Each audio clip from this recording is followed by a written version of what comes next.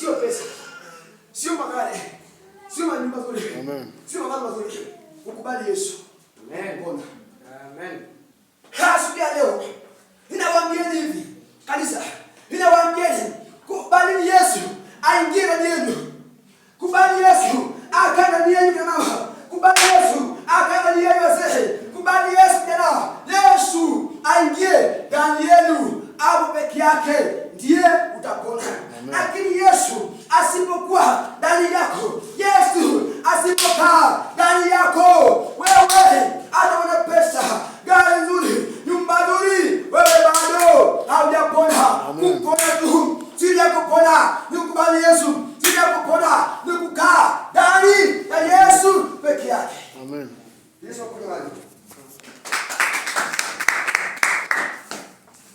Basi sasa. Amen. Yule mtu atapona baada ya maisha. Yule mtu amekubali kukaa ndani ya Yesu.